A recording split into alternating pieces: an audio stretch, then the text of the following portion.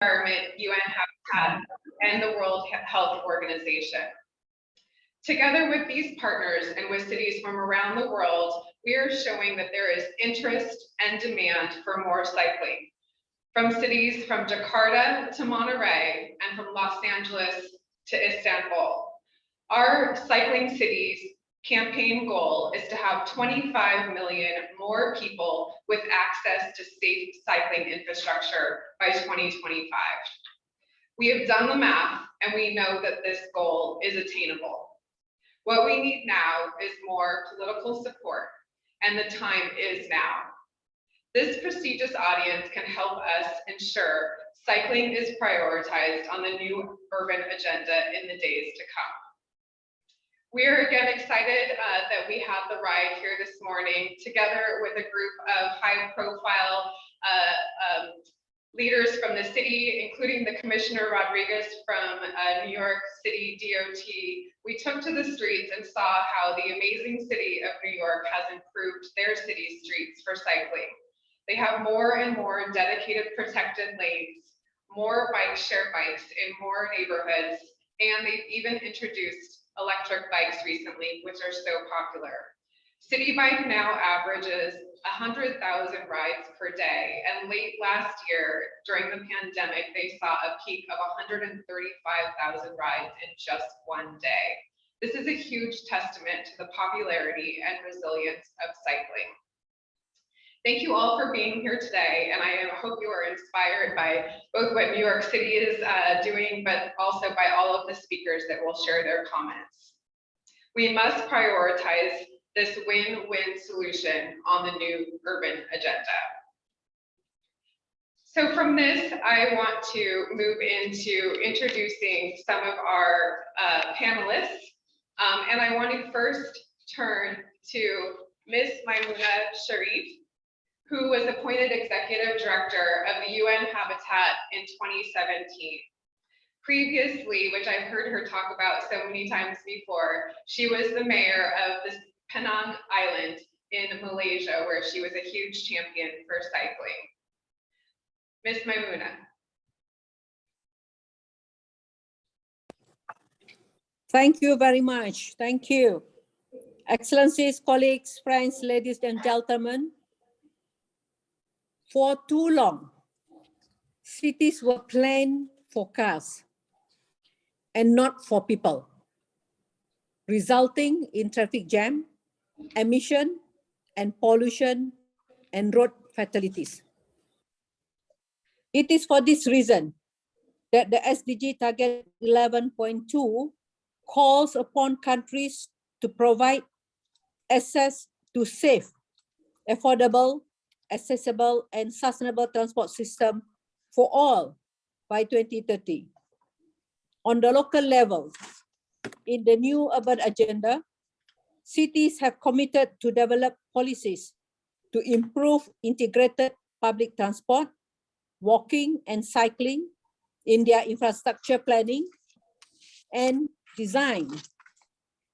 In reality, however, many countries are still lacking behind, with only half of the world population having convenient access to public transport, often combined with inadequate and unsafe infrastructure for walking and cycling. As the UN General Assembly meets to discuss the implementation of the new urban agenda tomorrow, it is timely to reflect on the role that cities have played in reducing the inequalities in the provision of sustainable mobility. New York has inspired us this morning during the bicycle ride by its effort to reclaim space for pedestrians and cyclists. Cycling has become an integral part of life. Building safe and connected bicycle infrastructure has increased cycling tremendously, and it makes me particularly happy to see women and children cycling here. This is a unique window of opportunities for change in the way we organize our transport system, building on the momentum of COVID-19 and cities' effort to expand walking and cycling. I would like to call out all decision makers to act now. I already called this morning to act now, and change won't happen in the future. It has to happen now. And there is no time for further delays. I'm very happy to be together with my colleagues on the ground this morning and together with my brother, Mr. John Todt, who always be there and always advocating for safety. And we had a discussion after that and how to make cycling more safe for everybody. So before I conclude, may I take this opportunity to cordially invite you to the World Urban Forum taking place in Poland in June this year, 26th to 30th of June, which will provide another opportunity to advance our today's discussion. Thank you. I pass back the floor to you. Thank you. Thank you, Madam Maimunah. Thank you. An applause here in the room. Let me then next move on to somebody that is here in the room with us, Miss Olga Algayerova, Executive Secretary of the UN Economic Commission for Europe, where she was appointed in 2017. In this role, she's focused on building and nurturing partnerships among key stakeholders with the UN. She was previously permanent representative of Slovakia to international organizations in Vienna, Austria, and before that, the president of Slovak Millennium Development Goals. Welcome. Thank you, Heather, for the kind introduction. Dear Maimunah, dear colleagues, ladies and gentlemen, excellencies. Thank you and welcome. It's my big pleasure to welcome you to this high-level event on the new urban agenda to discuss the importance of cycling and also walking as we move towards more sustainable transport and mobility systems.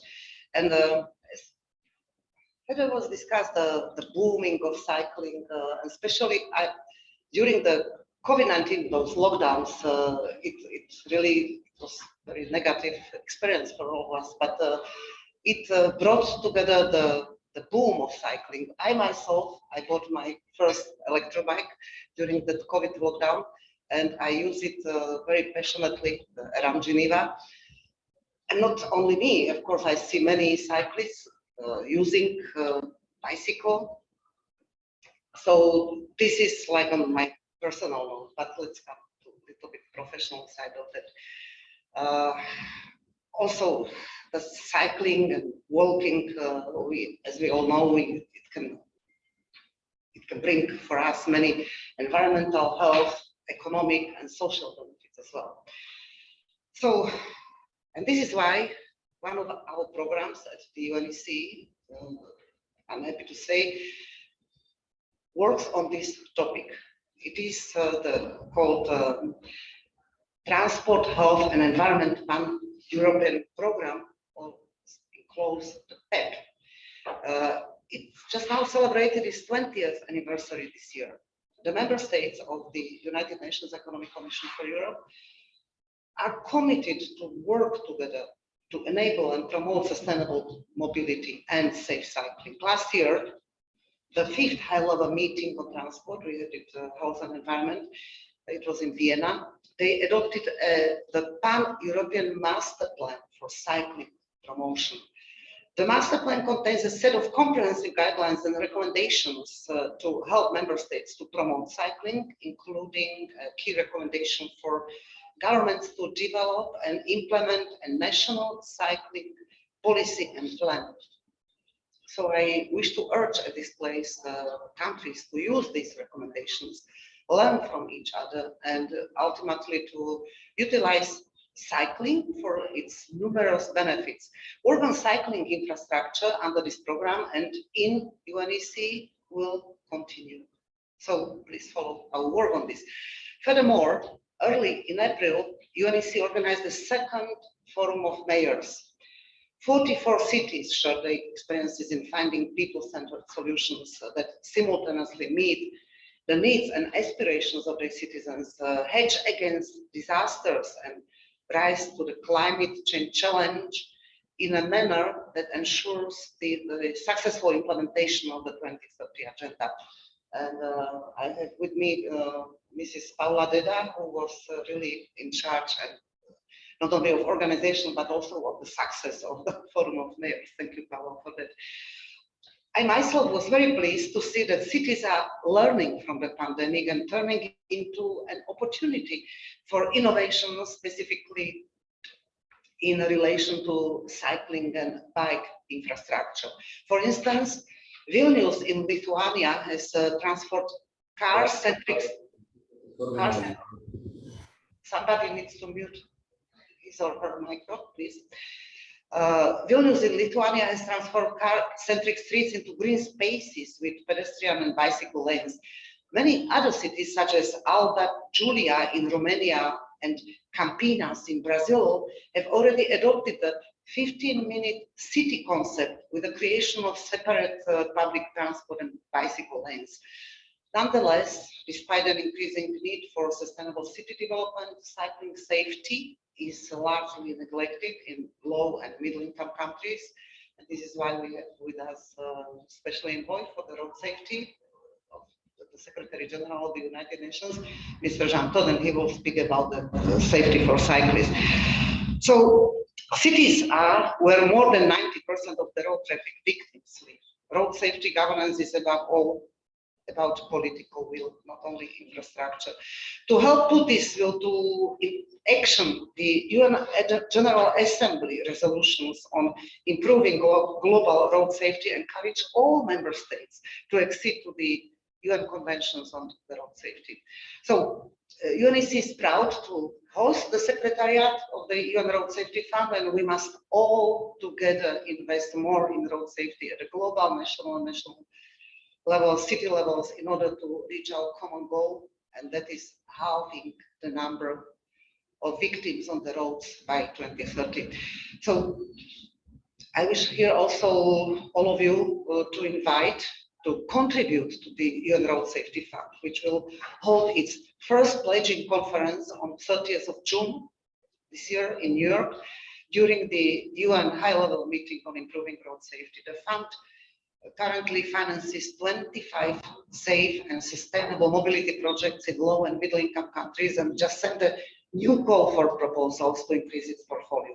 So in concluding, I wish you all a pleasant afternoon and all the success to the organizers and the participants of this high-level meeting on the new urban agenda, and thank you so much for your attention.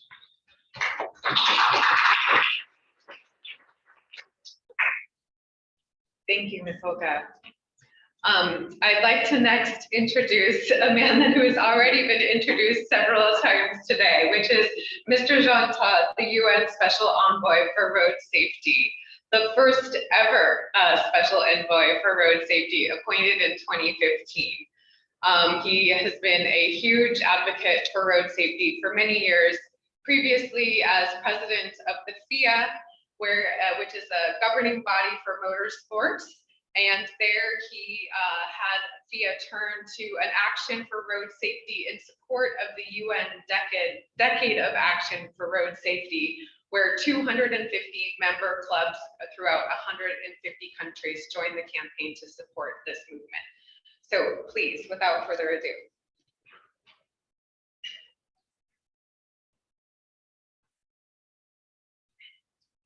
Thank you, Ada, for your kind introduction, and very happy to address road safety, cycling, after my good friend Olga Algayerova and Maimunah Sharif. It's an opportune time to talk about walking and cycling.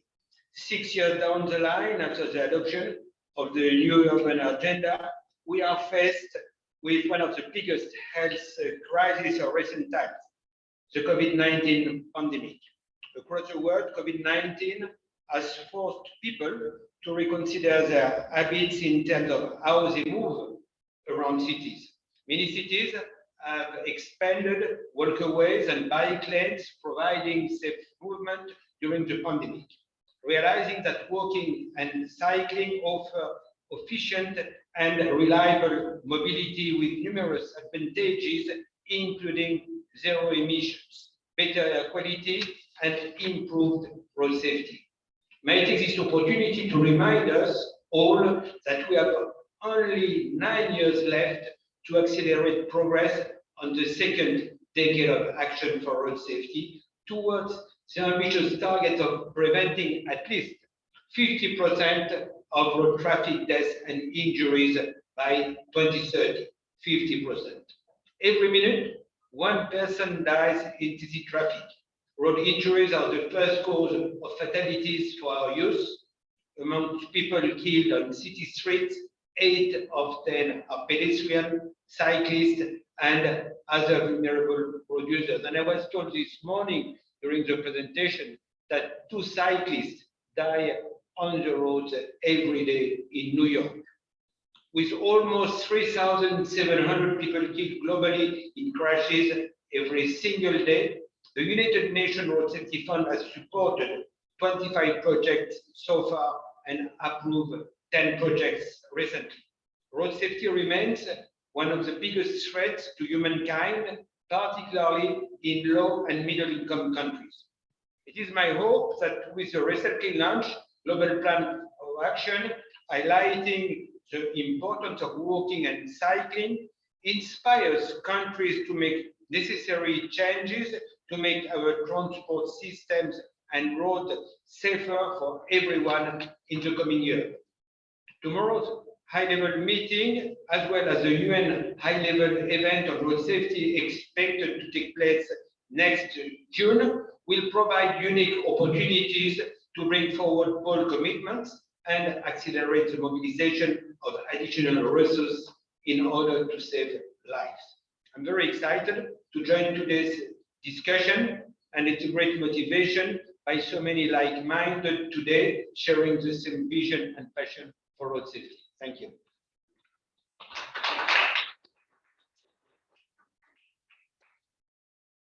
Thank you, Mr. Todt. And next, we will move to somebody joining us virtually online, as somebody who is no stranger to ITDP, Mr. Michael Replogle, who is our founder of ITDP and former chairman, and also a former deputy commissioner with the New York City DOT. So he comes with great experience for this event. He was also the co-founder and chaired the Partnership on Sustainable Low Carbon Transport, which won an agreement between 8 multilateral development banks for the investment of $185 billion in sustainable transportation. Again, he was most recently New York City Deputy Commissioner for in the Department of Transportation, and he is currently advising the World Bank. Over to you, Michael, on the screen. Thank you, Heather. Thank you, everyone who's participating in the events here today. I want to talk for a minute about how cycling has come from the margins to the mainstream in much of our work across the world.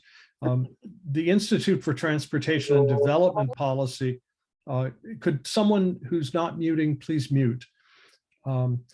ITDP really got started with an initiative in 1984 called Bikes Not Bombs, as a number of activists in the United States, including myself, were concerned about the US launching attacks on Nicaragua's government that was working on promoting better health and education.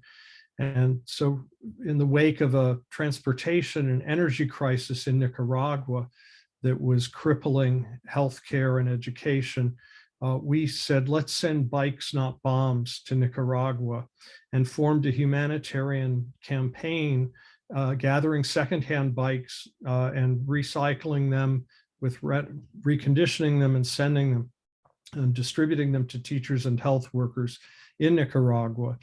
And we went on from sending 100 bikes to 1,000 bikes by the end of our second year to 10,000 bikes by the end of 1989.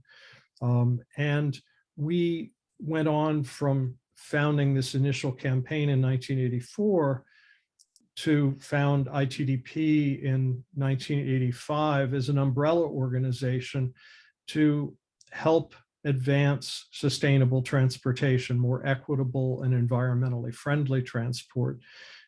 We believe that the right to walk and cycle safely in communities worldwide should be recognized as a basic human right.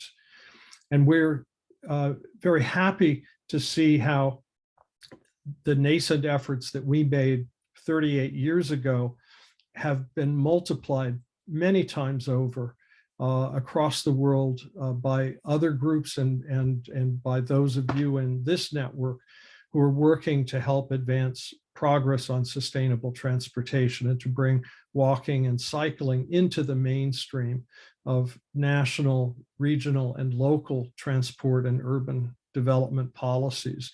And this is indeed embodied in the new urban agenda, which ITDP and SLOCAT were very pleased to work with the UN and all of its partners in shaping back earlier in this decade. So in the face of war emerging again with the Russian invasion of the Ukraine, we're seeing the grave flaws in the energy policies of many governments and the urgency of reducing fossil fuel dependence. And bicycling is a core part of providing a rapid response to help reduce dependence on fossil fuels, as well as improving mobility and access for people of all social classes, and particularly for those of lower incomes, for whom cycling is a very affordable mode of transport. Indeed, these modes are basic services to improve people's quality of life, to respond to the climate crisis, and to assure fair economic opportunities for everyone. We now call for cities and countries to learn from each other through efforts like Cycling Cities, as Heather mentioned, and for the new urban agenda to recognize cycling as a vital core mode of transportation that must be part of cities' equitable, sustainable development plans. So thank you very much for including me in today's event, and I wish you very successful meetings in the next days on the new urban agenda, and centering this on more sustainable transport as a key component. Thank you. Thank you, Michael. Inspiring words as always. Thank you. Next, we want to move to show a quick video from one of the incredible cities from around the world that has joined our Cycling Cities campaign, and that is the city of Jakarta in Indonesia. Jakarta has been working very hard as their city has been growing so quickly to provide multiple forms of sustainable transportation with bus rapid transit systems, a new metro, and now with the integration of cycling through safe cycling lanes and bike share into their transportation network, which is making a positive impact on the daily lives of so many people living there, especially during the pandemic.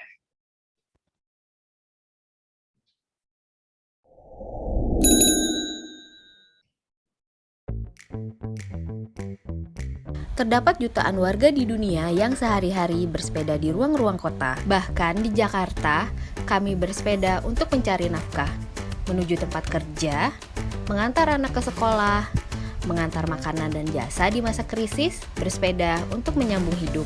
Ini adalah kota-kota yang berupaya untuk menjadi lebih ramah bersepeda, kota yang melawan krisis iklim, menciptakan kota yang lebih aman bagi seluruh warganya, serta menciptakan masyarakat yang lebih sehat, bertanggung jawab, dan saling menghargai. ITDP menantang kota-kota di seluruh dunia untuk menjadi kota ramah bersepeda dengan bantuan masyarakat umum, pemerintah lokal, dan inisiatif swasta. Kami ingin pada tahun 2025 ada tambahan 25 juta warga di seluruh dunia yang akan terjangkau infrastruktur sepeda. Hal terbaik itu ya pertama jadi punya banyak teman, suka ketemu orang baru, sama jadi tahu tempat-tempat baru karena lebih seru aja kalau naik sepeda. We did not stop only on the bike lane. but moreover pushing the implementation of protected bike lane, plus construction other bicycle facilities such as parking, bike on board, and bike share. Paling baik bersepeda di Jakarta ini ya istilahnya waktu dulu ada acara Car Free Day itu kan memang kendaraan nggak boleh istilahnya nggak dari jam 6 pagi sampai jam 11. Karena bersepeda itu simple ya, dan saya sukanya naik sepeda itu tidak memproduksi karbon. Kota-kota yang berupaya seperti Jakarta memang telah ada, namun kita tidak bisa berhenti hanya sampai di sini. Mari bergabung dengan kampanye global Cycling Cities.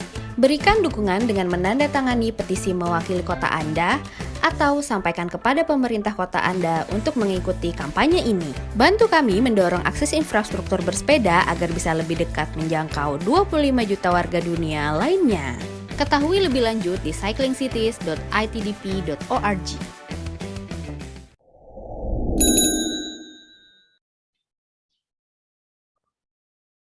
Thank you, City of Jakarta, for your leadership. It really is incredible to know that there is the potential for 25 million more people around the world having access to safe cycling infrastructure by 2025, if it just gets the attention and investment that it deserves. I was so excited to learn this morning that the City of New York is now committing $1 billion additional funds to safe cycling in the years ahead under the new Mayor Eric Adams. We need more and more cities and more financing entities to make these similar sorts of commitments. I want to last turn to Cecilia Anderson, who manages the UN Habitat Global Space Program, to take us through an interactive discussion with all of you, both here in the audience, physically and online, to lead us through some messaging and get your thoughts on messages that we can take to the high-level meeting on the new urban agenda taking place in the days to come. Over to you, Cecilia Anderson. Thank you so much, Heather. And I was really inspired by all the speakers earlier. And I think that many of those messages we'll be taking forward and trying to see how we can sort of impress them into the high-level meeting tomorrow. But as you know, tomorrow is the day when member states will come together to take stock of the progress in implementing the new urban agenda, which was adopted in Quito, Ecuador at the Habitat 3 conference in 2016. And we were actually seeing this as an opportunity now to try and bring forward some of those key messages that we'd like to then ensure that we can have people adopting or being able to say that this is something that they would like to see going forward as we renew and reinvigorate our commitments for the implementation of the new urban agenda. So with this interactive session, we'll be using the Mentimeter. And I hope you'll be able to see Steffi putting up a slide with a few key messages that we pulled together. And those key messages we thought would then be able to, we can do a sort of a voting on those to see which ones people that are online, but also people that are in the room would like to see actually going forward to the high level meeting tomorrow. I hope you all know how to use the Mentimeter. Please log on to www.menti.com. And there, then you use the code 89400580. So we'll give a few moments for everybody to log on onto the Menti, and I hope you're all successful. In the meantime, as you're logging on, I'll start reading the questions, but we'll give you a few minutes to actually rank the messages as you would like to see them going forward to the high level meeting. So the first message is around safe, dedicated and continuous cycle infrastructure, providing an incentive for people to start cycling. Number 2, Cycle infrastructure is quick and inexpensive to pilot and implement, bringing cities closer to climate, health, and road safety goals. Number 3, cycling is an affordable, equitable transport option. Owning and using a car costs 6 times more per 100 kilometers traveled than owning a bicycle. I see that people are already voting, and it looks like investing in infrastructure networks, cycling infrastructure, is critical to achieving equitable cities and should be discussed as right to the city. Also, I think on the second place at the moment, we have cycling as an affordable, equitable transport option. And third, cycle infrastructure is quick and inexpensive to pilot. I see it keeps moving around. So we'll give it a few more minutes as you continue to vote and order the key messages.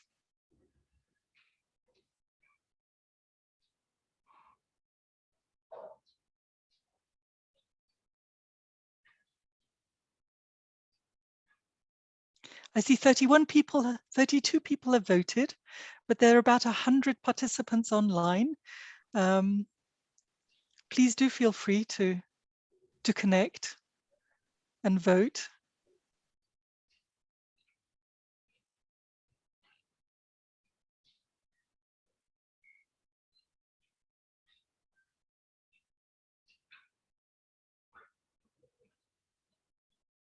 They're nearly equal, actually. I think there's only a few votes difference between some of the key messages.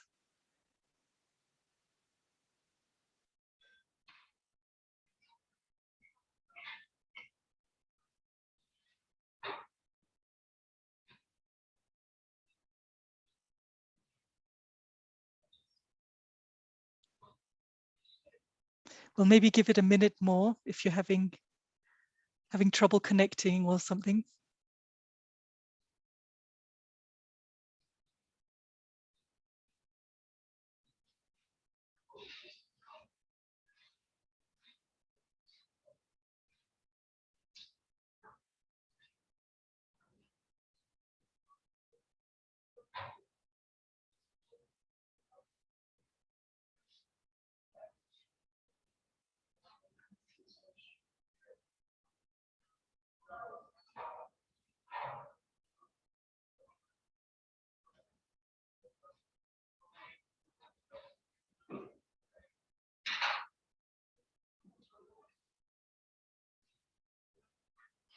Great. So I think we've actually got quite a lot of good answers now. And it seems like out of the key messages that we proposed, the one that people liked the most was around infrastructure networks and cycling infrastructure being critical to achieve equitable cities and should be discussed as the right to the city. Number 2 is the safe, dedicated and continuous cycle infrastructure, which provides an incentive for people to start cycling. And the third is cycling is an affordable, equitable transport option. So I think with those, we will actually be sending out these key messages and hope that these can be taken then to the high-level meeting tomorrow, and that member states will be adopting some of those key messages as we move forward. And with that, Heather, I'll hand back to you. Thank you so much, Cecilia. It was great to give the audience here and online an opportunity to weigh in and influence the message that will be taken to the high-level panel of the new urban agenda. And my hope is that, again, we'll get more investment and really to be seen, to see transportation to see cycling as a true transportation solution, so that it truly gets the investment it deserves. With that, we're going to move into our panel discussion. And I would like to introduce Dana Unoka to the stage to lead our panel.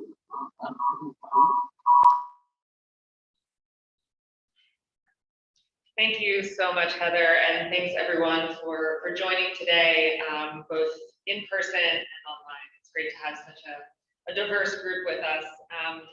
My name is Dana Unoka. I'm a research manager at ITDP, and I also have been managing our Cycling Cities campaign over the past couple of months. And I'm really pleased to have the honor of moderating this great panel that we have with us today.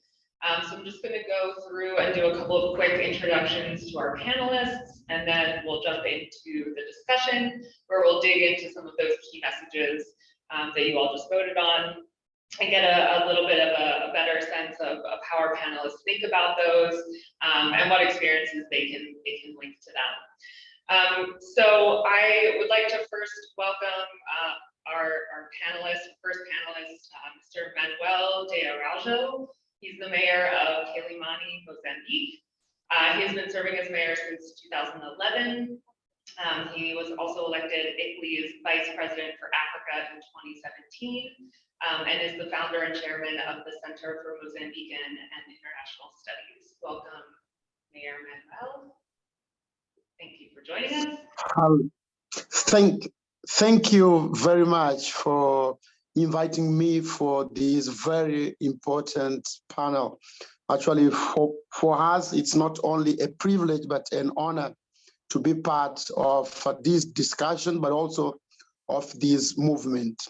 I want to, first of all, to thank Maimunah and ITDP for the great work that you have been doing in promoting cycling, safe cycling, and also non-motorized ways of moving people and goods.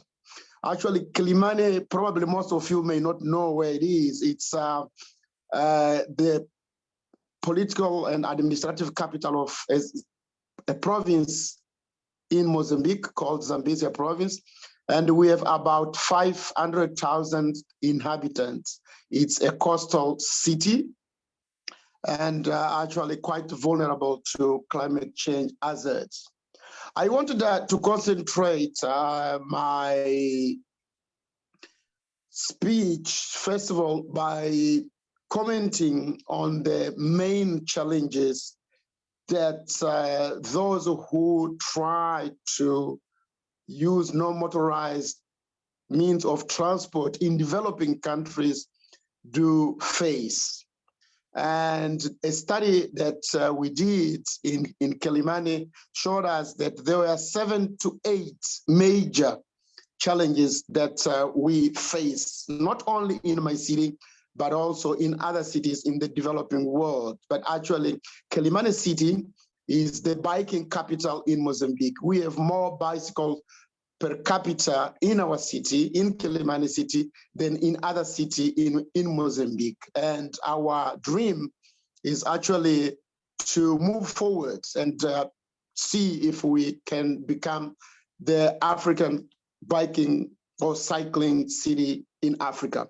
And actually the first challenge faced in addressing the needs of people who walk and cycle is that there is no enough data that significantly and effectively reports on the number of NMT accidents occurring. There is a huge lack of data, and we've been making an incredible effort to gather data, because when you have numbers, when you have data, then it's more easier to set up policies, but also to convince those who are skeptical. So it's very important to have data to back up not only your arguments, but also to back up your policies. The second challenge that we face is the fact that most of civilians, they leave street pavement and opt to walk on roads. That's one of the main challenge also that we have identified. So it's very important to work out not only in educating but also in creating, as it was just found on the meter, on the Menti meter now, the issue of infrastructure development. It's of paramount importance in trying to promote cycling. The third is actually what we call limited or constrained budget for the construction of an effective mobility infrastructure. Just to share with you, in my first manifesto in 2011, I had the construction of cycleways as one of my priorities. But only 10 years later, actually last year, that's when I managed to get enough resources, but also to convince the public opinion that actually it was important to have cycleways in my city. In spite of the huge number of accidents happening in my city, people were not convinced that actually it was a priority. So we had to push and bring cycling into the forefront of the municipal public policy. The fourth is that in Quelimane municipality specifically, there is actually a soaring number of non-motorized transport usage, which puts pressure in terms of provision of management services. But the challenge here is that we do not have, and actually other cities also face the same challenge, which is lack of qualified human resources. Again, the challenge of having trained and qualified people, it's also of a paramount importance, because if we don't have qualified people who are able of understanding the challenge that the city faces, and actually to transform that challenge either into a project or into a policy, then it's very, very hard to be able to move forward any kind of agenda or any kind of policy, and more so in terms of promoting sustainable non-motorized ways of transport people and goods.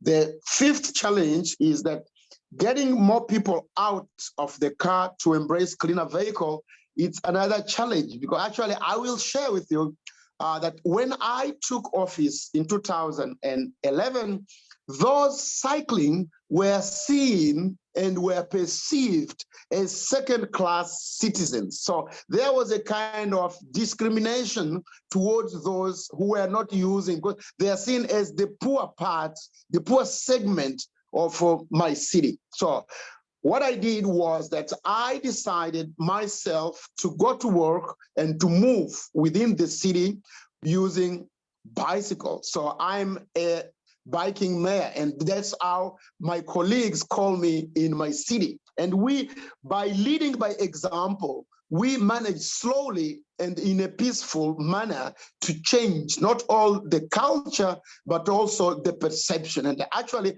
I had to run myself training lectures with the municipal police to raise awareness among them about the importance and also about the advantages of cycling, not only in terms of environment and climate change, because we do not pollute, but also in terms of health promotion and in terms of safety. And the last challenge that we identified is that there is a gap, a kind of a communication deficit and a communication gap amongst government organizations, but also among civil society organizations that work to minimize road accidents and to promote walk and cycling. So there is a problem in terms of communication and in terms of sharing the agenda, because there is no a common policy, there is no a common strategy, and also there is a kind of what I will call a kind of a competition among different actors. Instead of us working together to promote walk and cycling, actually, sometimes it looks and it appears that there is a competing agenda and the competing strategies among them. So what are then the main road safety and active mobility policies that we identify. First, I think it's very important that we educate people. Education is key. It's of a paramount importance. We need to educate drivers on non-motorized transport, but also we need to revamp law enforcement in order to improve road safety. Actually, infrastructure and road safety, it's very important to encourage those segments of society who are still either not convinced or who are afraid to move or to cycle in the public. And actually, children, women are among the groups that are most affected by the lack of education and of law enforcement to improve road and security. The second, I think that it's very important that we have we need to work on clear goals for the expansion of carbon-free transport. And also we need to establish speed limits mainly around public infrastructure. And here I would like to underline around schools, like the issue for example, 30 kilometers per hour, but also active construction of road bumps when we are approaching public spaces. Just to finalize, yes? Thank you, Mr. Mayor. Yeah, please wrap up. It's great to hear all of this developing in Kilimani. Yes, please make your final point. Thank you. Yeah.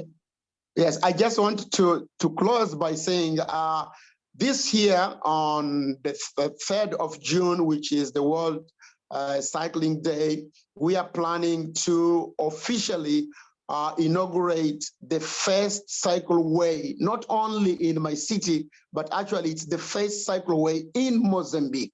Imagine a country with about 30 million people without a single meter of cycleway. So we are on the forefront, we are champions, and we want really to be on the forefront of promoting not only policy, infrastructure, but also to share good practices and learn with the other mayors and with other cities in promoting sustainable, non-motorized modes of transport. Thank you very much.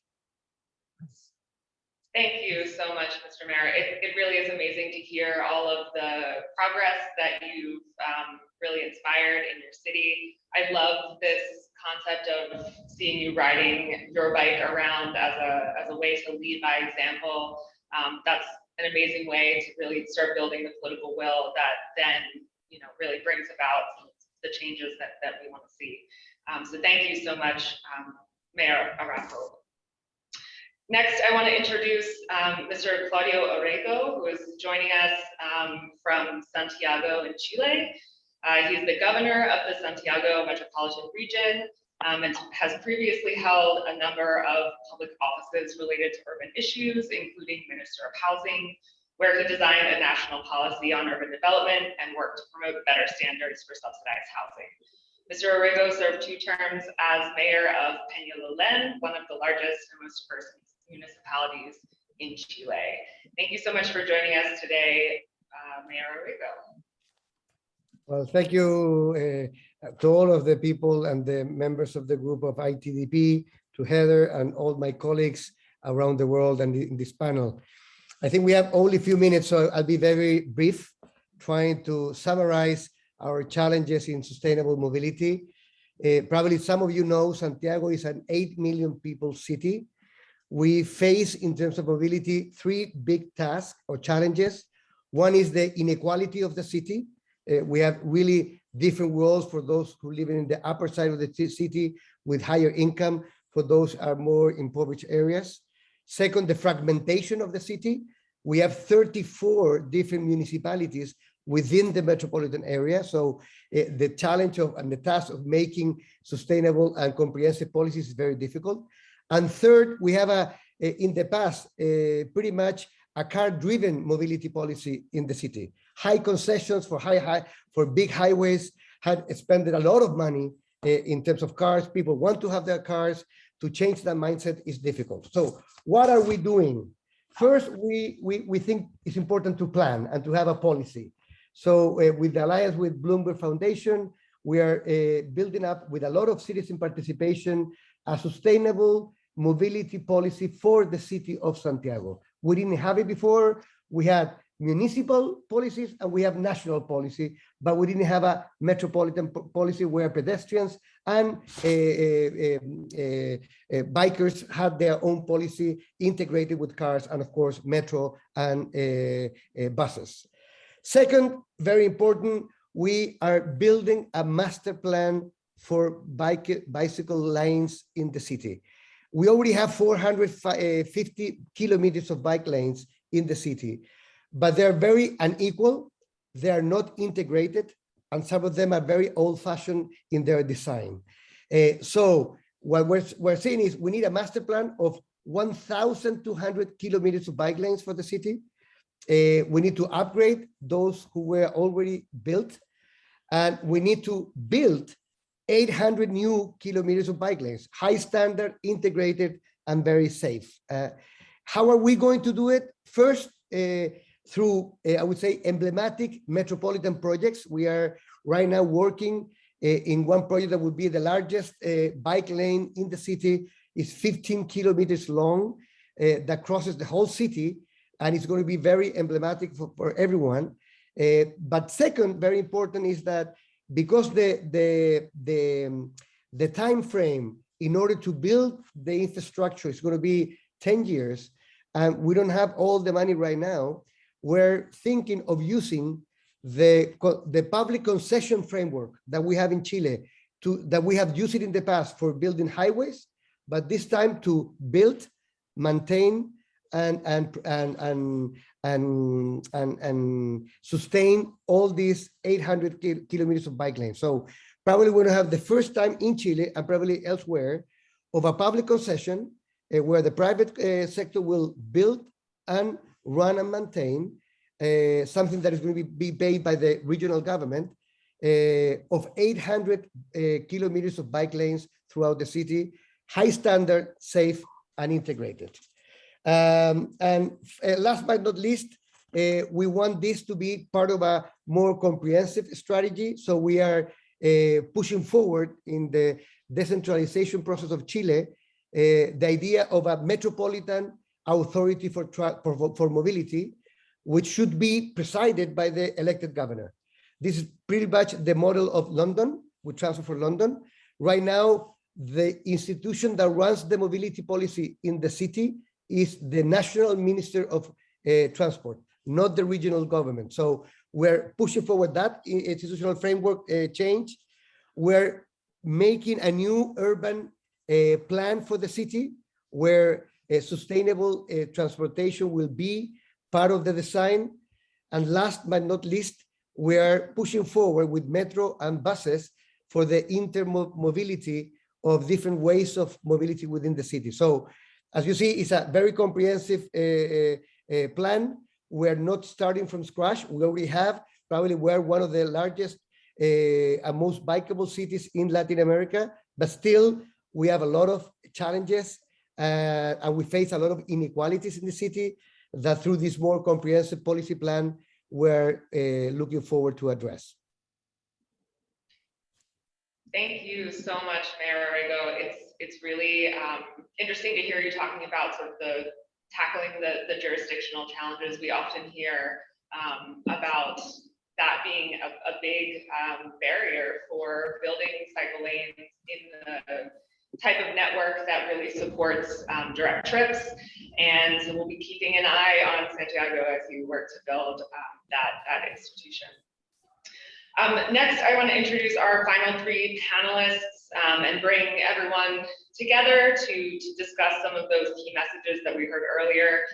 So I'd like to bring up and spotlight on our Zoom screen Dr. Fiona Bull, who is head of the Physical Activity Unit in the Department of Health Promotion at the World Health Organization.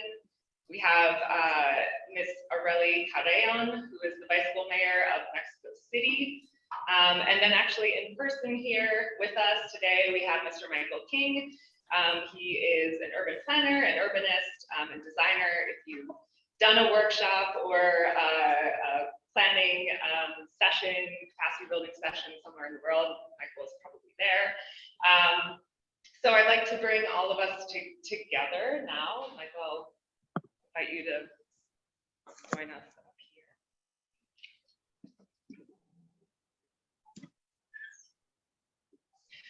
Great.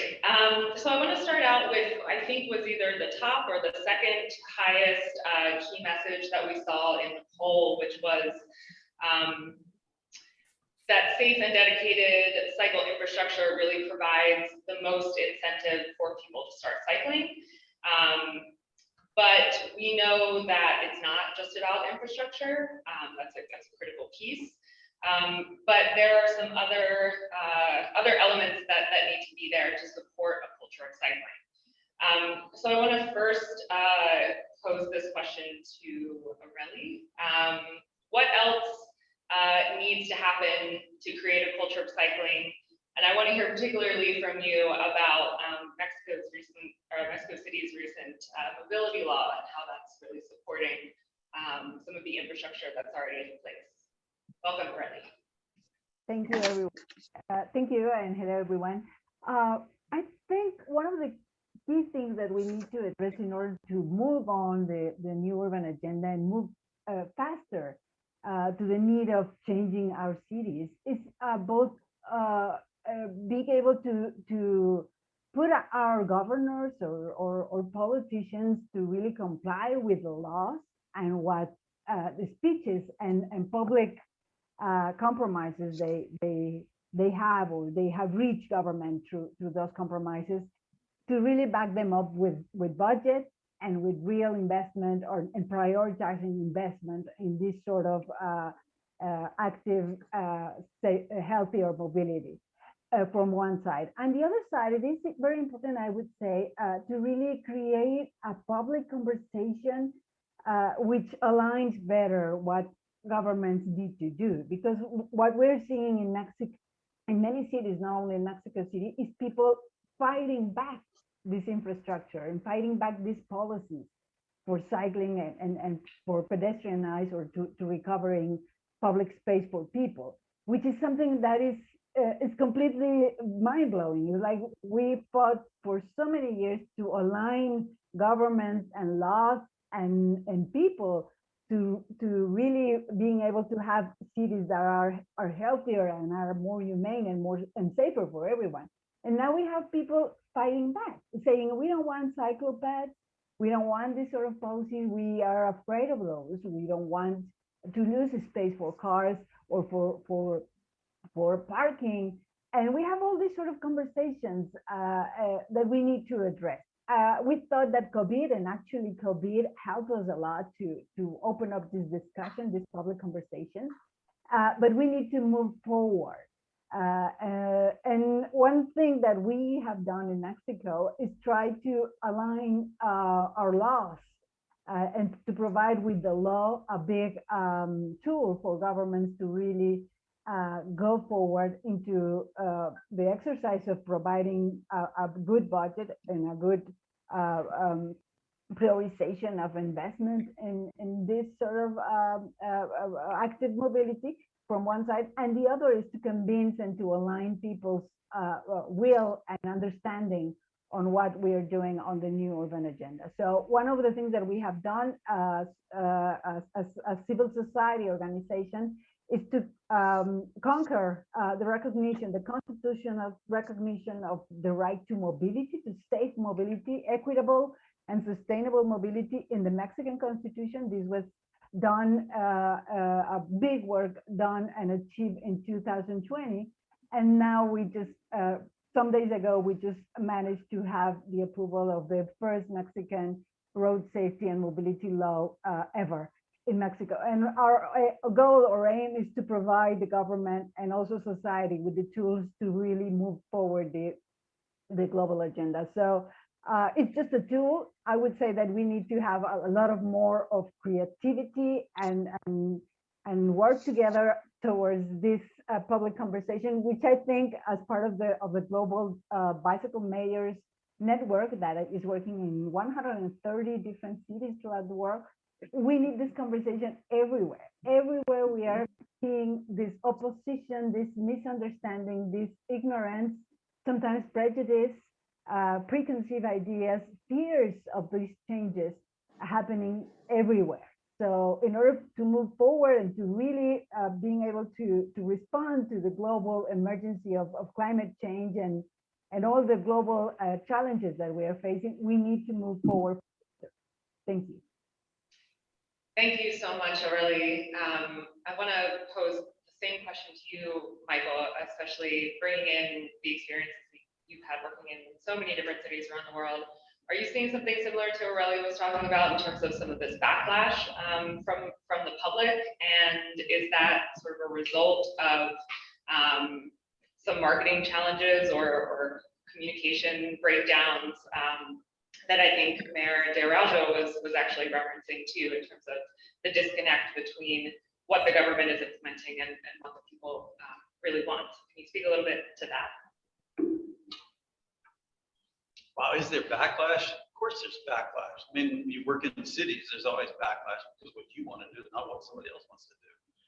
And that's part of the civitas, which is you come together and you have a discussion, you agree, and I should speak more now.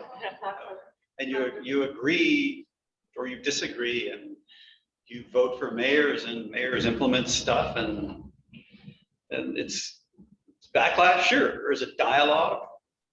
Sure. Or is it this notion that, I mean, what is it, 2022? And for 100 years, for 90 years, definitely since World War II, we have been privileging drivers.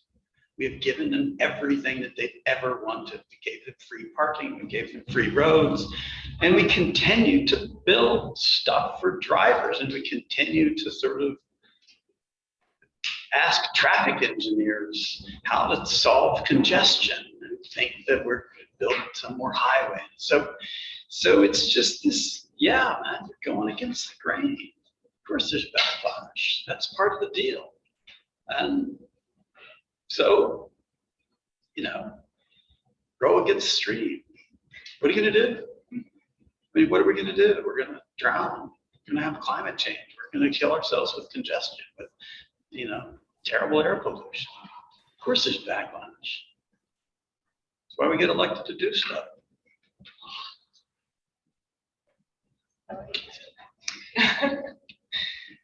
So what can we do about it? And I'll pose that to the whole panel.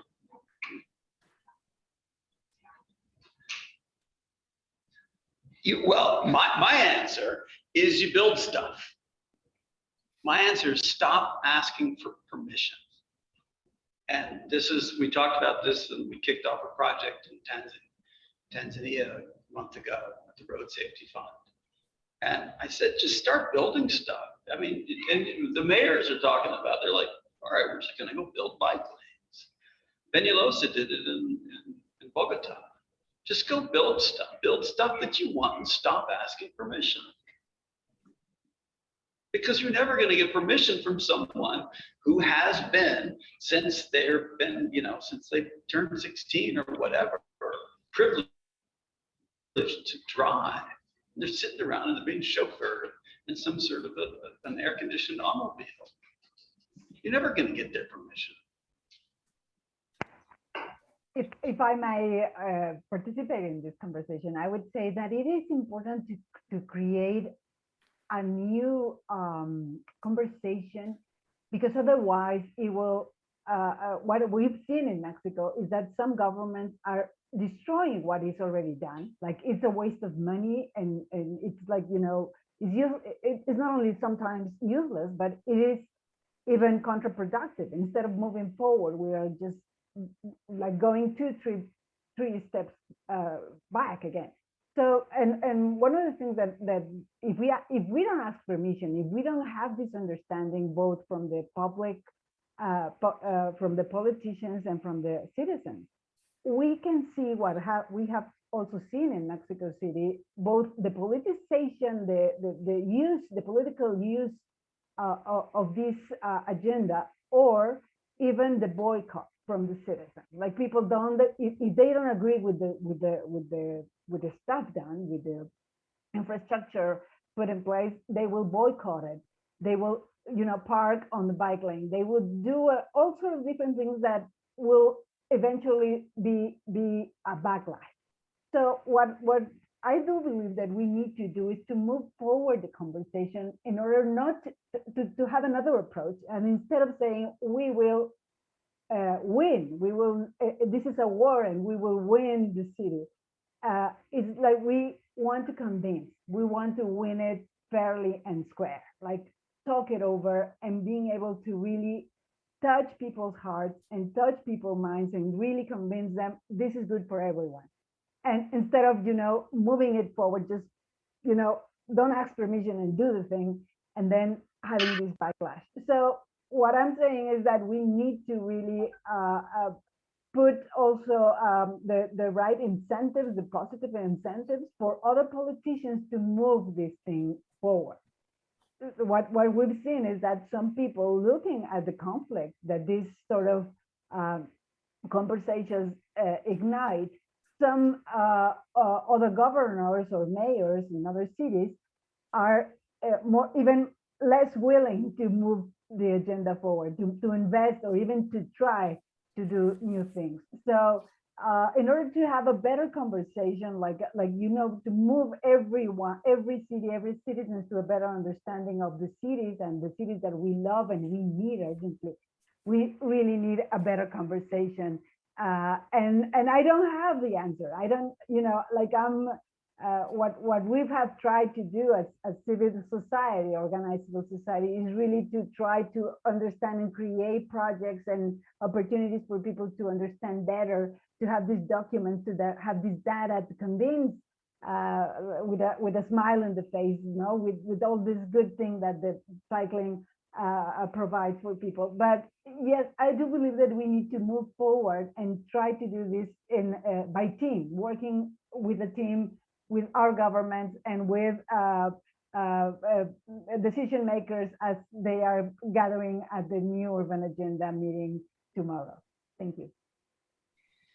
Thanks, Aurelie. I think one of the messages that really touches people's hearts and really kind of can bring people together around cycling is actually related to health. And so I want to turn to Fiona, who has been doing a lot of work linking cycling and walking with health. And we know that fewer premature deaths and increased physical activity rates contribute to some of the largest cost savings when we look at shifting from other to cycling. So Fiona, I want to ask you to talk a little bit about the role that cycling can play in achieving some of the WHO's physical activity targets and what broader use of cycling can really mean for people's health individually and public health more generally.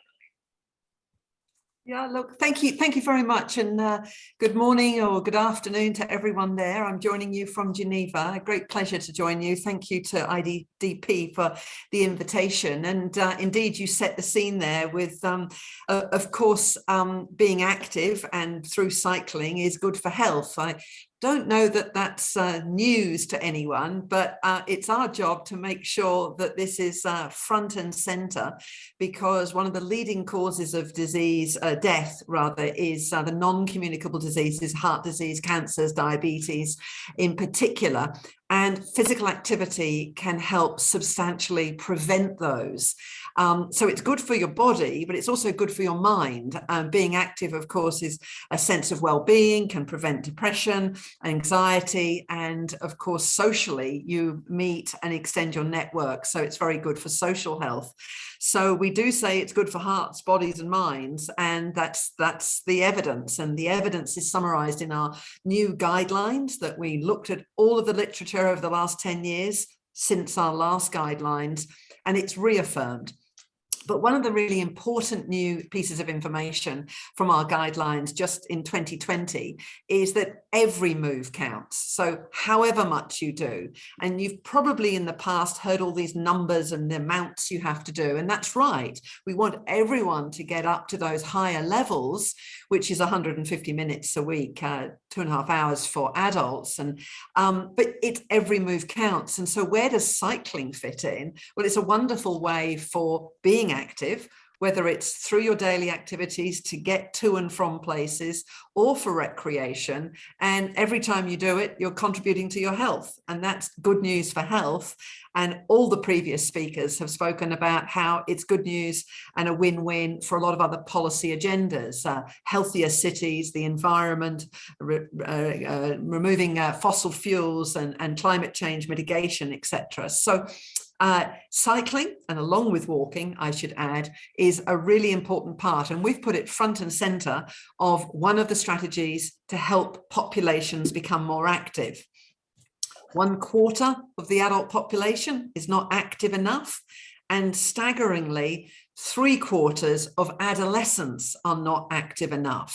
So we've got a real opportunity through cycling to address a really big public health issue, and in a way that is actually usable for lots of other reasons. You don't have to do it for health. You can do it to get somewhere. You can do it because you enjoy it, but you will get the health benefits at the same time. So we do see this as a triple policy win, really. And I'm sure the mayors who've spoken so passionately about their work on this probably use the health argument as well. We've got a global action plan, and we launched that a couple of years ago, the global action plan on physical activity, more active people for a healthier world, capturing that whole issue of the win-win-win. And we've got a target to increase participation by 15% by 2030, not just to reduce and meet the goal of 3.4, SDG 3.4, prevention of non-communicable disease, but we know that cycling, physical activity will contribute to many of those other issues, the equity, whether that's the gender inequality or the economic disparities that previous city mayors have spoken about. So it's centered to our policy. Our goal is to contribute to reducing the deaths due to non-communicable disease. Cycling, of course, needs all the things which I've heard speakers say. So our strategy really echoes, but brings the health voice to exactly what you've said. And if I very briefly, of course, it's infrastructure. I think your messages are not one or the other. They were actually, it's a set of messages. We need the safe infrastructure. We need it equitably distributed through cities. We can tackle that gentrification argument because it needs to be equitable in all communities, not just some, not just maybe everywhere. We need road safety, and the previous speaker spoke about that. That's the #1 reason why people don't. I'm sure you've heard about women being a big, the clear barometer. We're quite sensible. If it's not safe, we will choose a different mode of travel. So safety, infrastructure, promotion and policy. And I want to echo earlier remarks. We must use the policy. 1/4 of countries do not have a walking policy, a walking or cycling policy. If you don't make it the policy priority, it's really, you're working uphill. You won't get the funding and you won't be able to get the agenda pushed forward. And lastly, I want to echo data. Our assessment, and we're looking at all countries' work on cycling, on physical activity in all its different domains, and there is a lack of data, and that lack of data means we can't show evidence, so we can't argue for finances. If you can't argue for the ROI, then you haven't got the money coming, and we're in a vicious circle. I'm very pleased to say, and I hope city mayors and others are using the health economic assessment tool that can provide you very quickly an assessment and an economic assessment of your return on investment for cycling and, as it happens, walking as well. So I think in summary, it's good for health. There's no doubt about that. And health is around the table with this agenda, supporting and contributing to the reasons why, but also helping countries. And we look forward to helping many more countries develop policy to access the financing through a variety of mechanisms so that we can provide the safe, equitable infrastructure and the promotion to enable and retain the walking and cycling, because we know there is walking and cycling. We want to keep that and increase it. So thanks very much for introducing and bringing the health argument. And we stand ready at WHO to support this going forward. Thank you. Thanks so much, Fiona. We only have a couple minutes left for the panel, so I just want to actually loop back to something that Heather brought up in, I think, her opening remarks about cycling still being an afterthought, essentially, even though we have all of this evidence of impacts, positive impacts on public health and equity, potential for addressing climate change. So I want to pose a final question to each of our panelists of how, what's the key thing that needs to happen to make cycling not an afterthought? So I'll start with maybe Aurelie, maybe 2 sentences. What needs to happen? I think it is a mixture of things. As Michael said, we need to have this done. It's not asking permission. We have the law, we have the data, we know the how, we have all these manuals, this technical knowledge on how to do it right. We need to move forward, but we need to be able to create a momentum, create a social energy towards this change, and being able to put people to work together, to agree, to understand.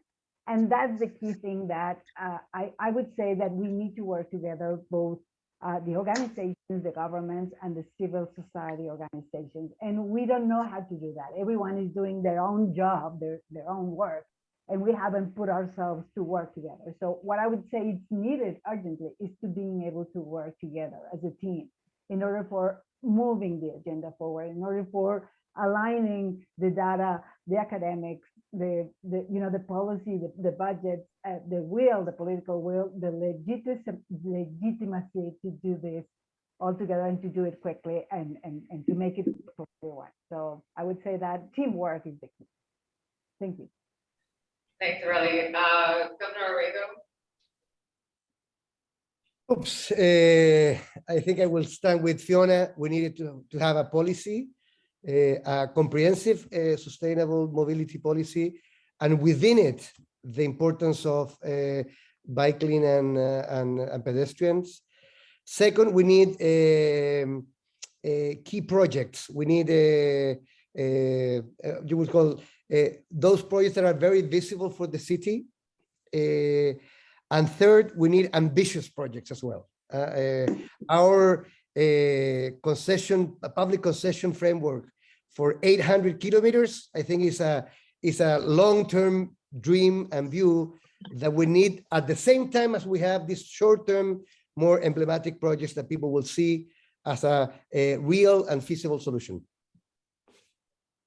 Thank you, Governor. Mayor De Oraljo.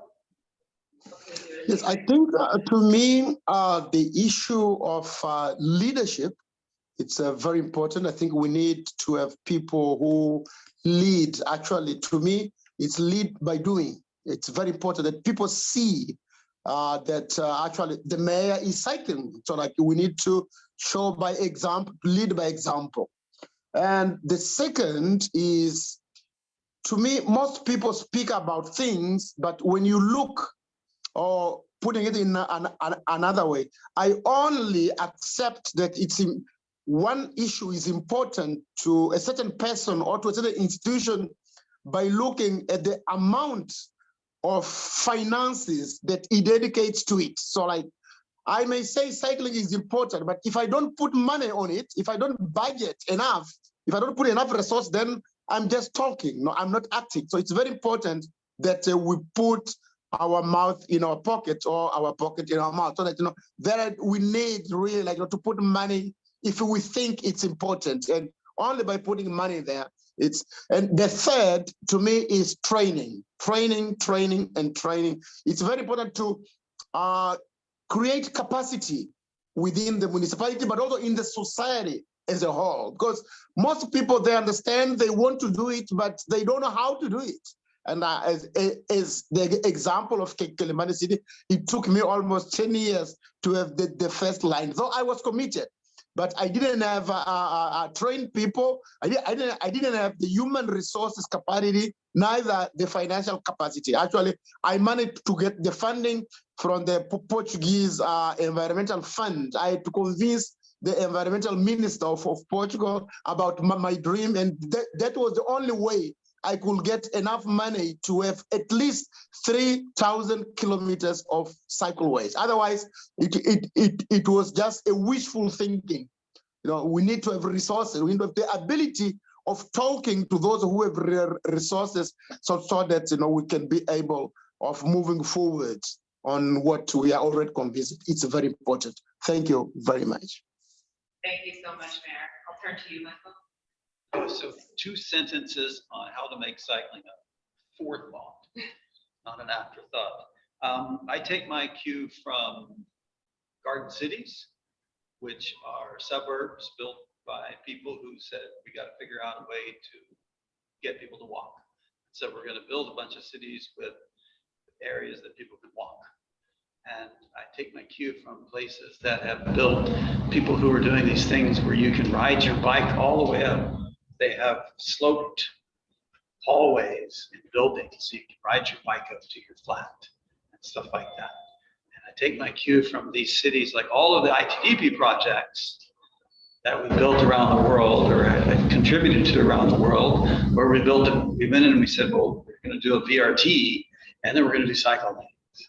And no one's going to ask. We're just going to do it because it's VRT. And so it's all this. It's just, again, it's just this notion that you design a place, or you structure a place so that people, their first choice or their obvious choice is to walk or ride a bike or take the bus or take the train.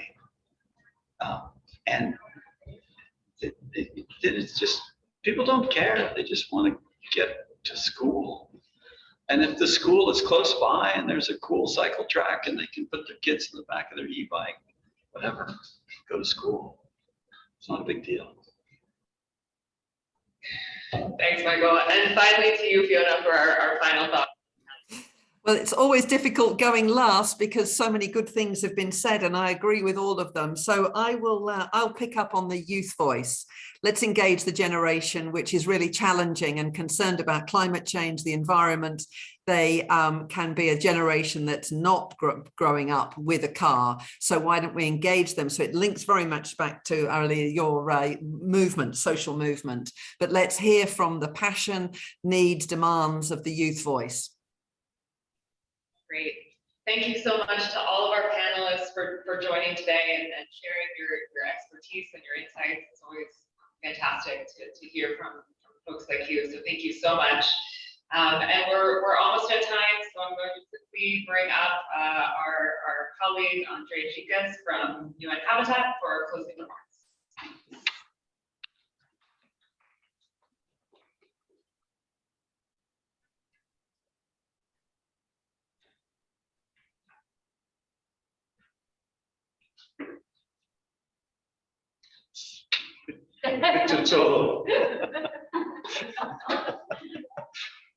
So, well, thanks a lot, colleagues. I think we've really come to the end of a very exciting day today. We started off with the bike ride, which I think was a great success in raising awareness on active mobility and also safe mobility solutions for cities.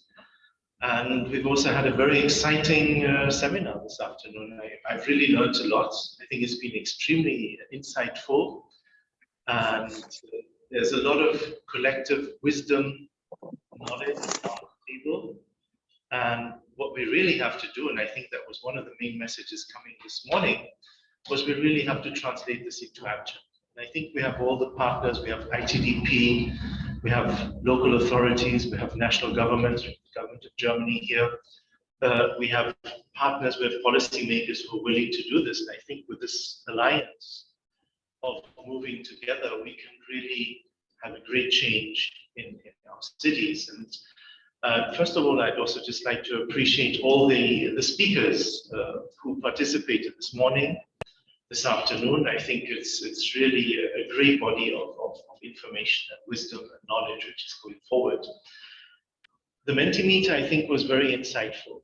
And I would just like to reflect on two of the sort of the top two sort of suggestions. One of them was that cycling, non-motorized transport really contributes to more equitable cities. We've seen a lot of inequity in cities.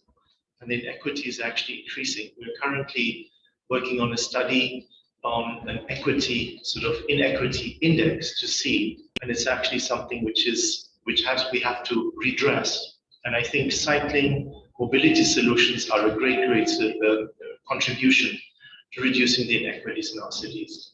The second part is that with more safe infrastructure, the second point is available, we can actually have more cycling, walking, non-motorized transport, and also public transport in our cities. So really the appeal, the call for more investments, for more planning, for safe infrastructure in our cities. And I think these are two key messages which we can take forward to the high-level meeting on the review of the new urban agenda tomorrow, keeping it short, see that we can really have these two strong messages, the two top sort of messages from the Mentimeter going to this high-level meeting.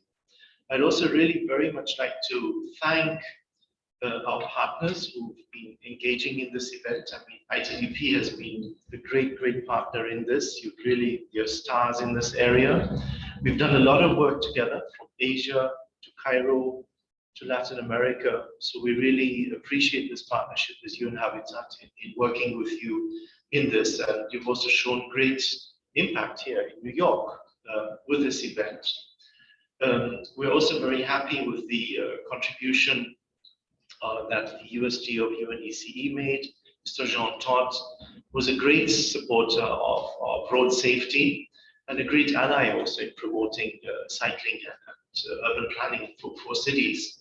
And of course, also the city of New York, I think, has shown great innovation going in this area, and I think can share a lot with other parts of the world. We would really like to encourage them to reach out to other parts of the world and sharing their experiences and having city-to-city sort of networks and mentoring initiatives going on in promoting sustainable transport solutions. And of course, all the other partners who really contributed to the events today, a big thank you to them. And of course, as I said, as we move forward, these two messages, I think we will put them forward to the high-level meeting, which is taking place tomorrow as a special session of the General Assembly. And the other takeaways, which we would also like to do, is really reach out more to member states. They have member states actively involved in this group. And I recall in the preparation for the build-up to the SDGs, there used to be a very active group of member states, which we call the Friends of Transport.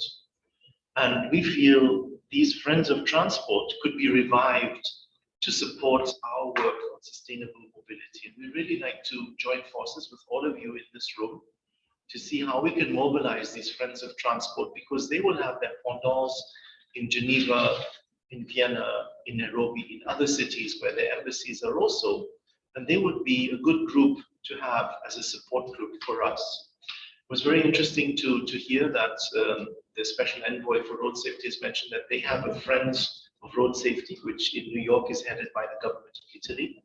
We'd very much like to engage with the governments in really reviving the Friends of Transport and maybe building on the Friends of Road Safety to expand this.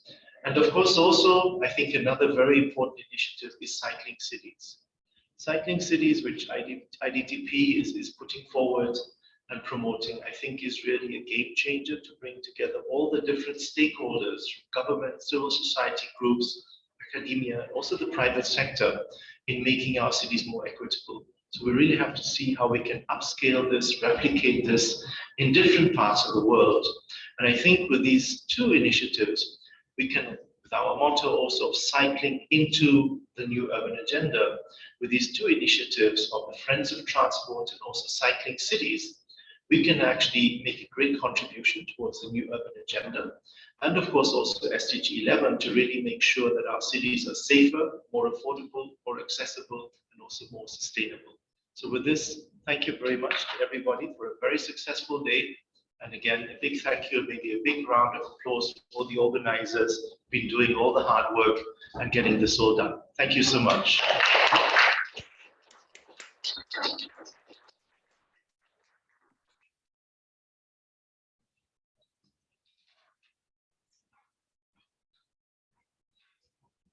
Well, just one final note to close us out here. Thank you all of us for joining here in the room and virtually. I think we've all said a number of very similar messages. Wherever our hearts are, we all agree that we want cycling to be on the new urban agenda so that it gets the attention and investment it deserves as a sustainable, equitable form of transportation. So thank you all for being here, and we'll look forward to hearing about how much influence we've had on the day tomorrow. Thank you all. Take care. Be healthy. Be well. Bye-bye.